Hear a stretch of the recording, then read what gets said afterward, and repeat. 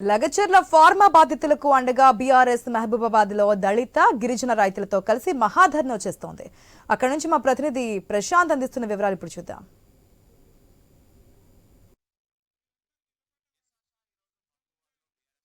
లగచర్ల గిరిజనులకు మద్దతుగా ఈ రోజు భారీ నిరసన కార్యక్రమం చేపట్టింది. ఇప్పటికే భారీగా తరలి వచ్చారు. ఎక్కడ చూసినా కూడా మానుకోట మొత్తం కూడా గులాబీ మయమైంది. అయితే కొన్ని నాటుపోట్ల నడుమ ఈ రోజు అయితే బీఆర్ఎస్ పార్టీ నిరసన కార్యక్రమం అయితే ప్రారంభమైంది. కొద్దిసేపట్లో కేటీఆర్ కూడా చేరుకునే అవకాశం ఉంది. ఇట్లా కొత్తగూడెం మీదుగా ఆ రూట్ మ్యాప్ ప్రకారము మరి కాసేపట్లోనే వేదిక పైకి కేటీఆర్ చేరుకుంటాడు. అయితే ఇప్పటికే మాజీ మంత్రులు, ఎమ్మెల్యేలు, ఎమ్మెల్సీలు అందరూ కూడా ఆ ఘటన నిరసన కార్యక్రమం వద్దకు చేరుకున్నారు. భారీగానే జన సమీకరణ కూడా జరిగింది. అయితే మరోవైపు నిన్నటి వరకు కూడా అటు ఆదివాసీ గిరిజన సంఘాలన్నీ కూడా కేటీఆర్ గో బ్యాక్ అంటూ కూడా ఆ నిరసన వ్యక్తం చేశారు. కేటీఆర్ ఇక్కడికి రావద్దు అంటూ కూడా వ్యతిరేకించారు. అటు అడ్డుకుంటామని కూడా చెప్పారు. కానీ పోలీసులు పటిష్టమైన బందోబస్తు నడుమ ఇటు నిరసన కార్యక్రమం లఘుచర్లలో ఏదైతే ఫార్మా సిటీ పేరుతోటి గిరిజనుల భూములు లాక్కుంటున్నారంటూ కాంగ్రెస్ ప్రభుత్వము గిరిజనులకు అన్యాయం చేస్తుందంటూ వారికి న్యాయం జరిగే వరకు కూడా బీఆర్ఎస్ పార్టీ లఘుచర్ల బాధితులకు అండగా నిలబడుతుందని ఒక భరోసా ఇవ్వడానికి ఈ రోజు ఇక్కడ మహబూబాబాద్ లో బీఆర్ఎస్ పార్టీ ఆధ్వర్యంలో అటు లఘుచర్ల బాధితులకు మద్దతుగా ఇక్కడ నిరసన కార్యక్రమం చేపట్టారు. ఆశా ఇక్కడ పెద్ద ఎత్తున ఏర్పాట్లు కూడా ఇక్కడ చేశారు. ఇక్కడ స్థానిక ఎమ్మెల్సీ మాజీ మంత్రి సత్యవతి రాథోడ్, అదేవిధంగా తక్కలపల్లి రవీంద్రరావు, పోచంపల్లి శ్రీనివాసరెడ్డి, మాజీ మంత్రి ఎర్రబెల్లి దయాకర్ రావు యొక్క సభ ఏర్పాట్లను పర్యవేక్షించారు. భారీగా జన సమీకరణ అయితే చేశారు. మరి కాసేపట్లో కేటీఆర్ వేదికపైకి చేరుకొని అటు లఘుచర్ల గిరిజన బాధితులతో పాటు రాష్ట్రంలో కాంగ్రెస్ పాలన వచ్చి 1 year లో చేస్తున్నటువంటి ప్రభుత్వ లోపాల పైన ప్రశ్నించే అవకాశం ఉంది. ఇప్పటి వరకు ప్రజల తరఫున బీఆర్ఎస్ పార్టీ ప్రభుత్వం ఏ చిన్న తప్పు చేసినా కూడా వేలెత్తి చూపుతున్న పరిస్థితి అయితే మనకు కనిపిస్తుంది. అందులో భాగంగా ఫార్మాసిటీ పేరుతో లఘుచర్లలో గిరిజన భూములు లాక్కుంటున్న నేపథ్యం పైన ఇది రాష్ట్ర వ్యాప్తంగా కూడా ఇటు గిరిజనులకు జరుగుతున్న అన్యాయం కాబట్టి దీన్ని రాష్ట్ర వ్యాప్త ఇష్యూ చేయడానికే ఇక్కడ మైబాద్ కేంద్రంగా ఈ రోజు మా జిల్లా కేంద్రంలో భారీ నిరసన కార్యక్రమం చేపట్టారు. అయితే గత వారం క్రితమే చేపట్టాల్సిన నిరసన కార్యక్రమానికి పోలీసులు అడ్డు తగలడంతో అనుమతి నిరాకరించడంతో అయితే హైకోర్టును ఆశ్రయించి షరతులతో కూడినటువంటి నిరసన కార్యక్రమాన్ని ఈ రోజు ఇక్కడ సభ ఏర్పాటు చేశారు. ముఖ్యంగా 11 గంటల నుంచి 1 గంటల వరకు కేవలం 1000 మందితో మాత్రమే ఈ యొక్క నిరసన కార్యక్రమాన్ని చేపట్టాలని కొన్ని షరతులతో కూడినటువంటి అనుమతిని హైకోర్టు మంజూరు చేసిన నేపథ్యంలో ఇక్కడ పోలీసులు పటిష్టమైన భద్రతా ఏర్పాట్లు అయితే చేశారు. మనం చూస్తే ఇప్పటికే సభా వేదిక పైకి బీఆర్ఎస్ పార్టీ నేతలంతా కూడా చేరుకున్నారు. మరోవైపు ఇటు భారీగా జన సమీకరణ వస్తున్నారు. దానికి సంబంధించి అన్ని ఏర్పాట్లు పూర్తి చేశారు.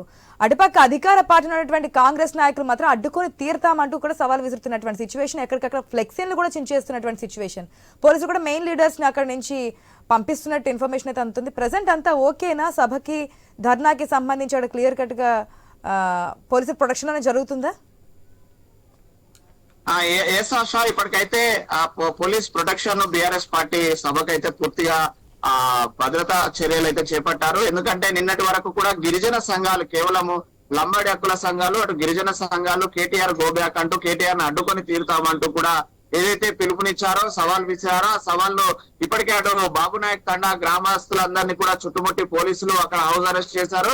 అదేవిధంగా లంబాడి హక్కుల సమితి జిల్లా అధ్యక్షుడు రమేష్ ను కూడా హౌస్ అరెస్ట్ చేసి అక్కడ నిర్బంధించారు. మరోవైపు మరికొంతమంది నేతలను కూడా ఎవరైతే బీఆర్ఎస్ పార్టీ నిరసన కార్యక్రమాన్ని అడ్డుకొని తీరుతామని చెప్పేసి నిన్నటి వరకు పిలుపునిచ్చారో వాళ్ళందరినీ కూడా అటు పోలీసులు ఎక్కడికక్కడ నిలువరించడమే కాకుండా కొంతమందిని హౌస్ అరెస్ట్ కూడా చేశారు. మరోవైపు అటు బాబు నాయక్ తండాకు సంబంధించి మహబూబాబాద్ మున్సిపాలిటీ పరిధిలో ఉంటుంది. ఎందుకంటే గతంలో అక్కడ గిరిజనులకు గత కాంగ్రెస్ ప్రభుత్వము పోడు పట్టాల భూములకు పట్టాలు ఇస్తే బీఆర్ఎస్ ప్రభుత్వము వాటిని లాక్కొని తిరిగి అక్కడ మెడికల్ కాలేజీ, ఎస్పీ కార్యాలయం నిర్మించింది. సో దాన్ని వ్యతిరేకిస్తూ మా గిరిజనుల భూములను లాక్కొని బీఆర్ఎస్ అధికారంలో ఉన్నప్పుడు మా భూములను లాక్కున్నది, దానికి నిరసనగా మేము కూడా కేటీఆర్ ను అడ్డుకొని తీరుతామంటూ కూడా పెద్ద ఎత్తున వాళ్ళు నిరసనకు గిరిజన సంఘాలు, అటు బాబునాయక్ తండాలో ఉన్నటువంటి గిరిజన ప్రజలంతా కూడా మూకుమ్మడిగా నిన్న బయటకు వచ్చి నిరసన వ్యక్తం చేశారు. ఈ నేపథ్యంలో అటు బాబునాయక్ తండా గ్రామాన్ని మొత్తం కూడా పోలీసులు చుట్టుముట్టారు. వాళ్ళంతా కూడా ఎవరు బయటికి రాకుండా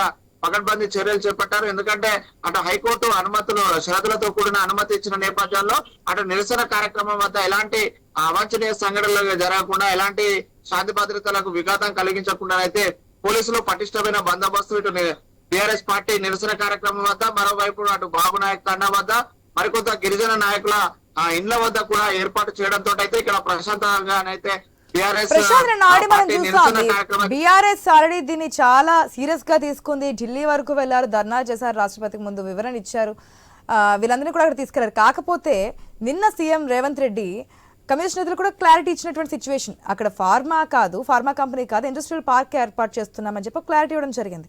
సో ఇప్పుడు ప్రజలకు ఏం వివరించబోతున్నారు? సీఎం చెప్పింది తప్పు అనా, లేదంటే నిన్న హరీష్ రావు కూడా చెప్పారు గెజిట్ మరి ఏమి ఇచ్చారు జూలై 29న అని చెప్పి. సో ఇవన్నీ కూడా ఒక క్లారిటీ వచ్చే అవకాశం ఉందా ఈ ప్రశ్నలన్నిటికీ? అంటే ప్రభుత్వం నుంచి నేరుగా సీఎంఏ స్పందించిన తర్వాత కూడా బీఆర్ఎస్ పార్టీ వ్యతిరేకించడాన్ని అయితే అటు రాజకీయ విశ్లేషకులు కొంత డిఫరెంట్ గా చూస్తున్నారు. అయితే స్వయంగా కొడంగల్ నుంచి అతను ప్రాతినిధ్యం వహిస్తున్నాడు సీఎం రేవంత్ రెడ్డి. తన సొంత నియోజకవర్గంలో ఎలాంటి ప్రాజెక్టులు తీసుకొస్తే అక్కడ ప్రజలకు న్యాయం జరుగుతుంది, ఎలాంటి ప్రాజెక్టులు తీసుకొస్తే అక్కడ అభివృద్ధి జరుగుతుంది, ఎలాంటి ప్రాజెక్టులు చేస్తే అక్కడ వారికి ఉపాధి లభిస్తుంది అనే విషయం ఆయనకు కులంకుశంగా తెలిసి ఉంటుంది. కాబట్టి తన ప్రాంతం అభివృద్ధి కోసం, అభ్యున్నతి కోసం పాటుపడుతుంటే బీఆర్ఎస్ నేతలు రాజకీయం చేయడమే కాకుండా కొంత కుట్రపూరితంగా కొన్ని కుట్రలు పన్ని అధికారులపై దాడులు చేశారన్నప్పుడు కూడా సీఎం రేవంత్ రెడ్డి వారిని దుయ్యపట్టడమే కాకుండా నా నియోజకవర్గంలో ఫార్మాసిటీ కాదు, అక్కడ ఒక ఇండస్ట్రియల్ కారిడార్ ను నిర్మిస్తున్నాము, ఇంకా టూరిజం కావచ్చు, ఐటీ కావచ్చు లాంటి రంగాలను అభివృద్ధి చేయడం కోసము ఒక కారిడార్ ను ఏర్పాటు చేస్తున్నాం తప్ప ఆ ఫార్మా ఒకటే కాదు అనేది కూడా ఉద్ఘాటించి చెప్పాడు. అయితే ఆ ప్రభుత్వం మాత్రము అటు పేదలను కొట్టి వాళ్ళ భూములు లాక్కునే ప్రయత్నంలో భాగంగానే ఈ యొక్క నాటకాలు ఆడుతున్నారంటూ అటు మాజీ మంత్రులు కేటీఆర్ కావచ్చు, హరీష్ రావు ఆ ప్రభుత్వం పూటకో మాట చెప్తుంది, పూటకో మాట చెప్పి ప్రజలను మభ్య పెడుతుంది, ప్రజలకు ఖచ్చితమైనటువంటి హామీ ఇచ్చే వరకు కూడా తమ లఘుచరుల బాధితులకు అండగా ఉంటామంటూ కూడా ఇప్పటికే ప్రకటించారు. అయితే ప్రజలకు ఒక క్లారిటీ సీఎం స్థాయిలో ఇచ్చినప్పటికీ కూడా కాంగ్రెస్ ప్రభుత్వం చేస్తున్న తప్పిదాలను మేము ఎండగట్టే ప్రయత్నం చేస్తామని ఇటు బీఆర్ఎస్ నేతలు చెప్తున్నారు. అయితే ఆ బీఆర్ఎస్ సభా వేదిక మీదుగా అటు కేటీఆర్ కావచ్చు, మాజీ మంత్రులు ఇంకా ఎలాంటి ప్రకటనలు చేస్తారు, ప్రభుత్వానికి సూచనలు చేస్తారా, ప్రభుత్వాన్ని ప్రశ్నిస్తారా అనేది మాత్రము వారి మాటలు వినాల్సిందే. ఆశ. Right, Prashant, thanks for the update.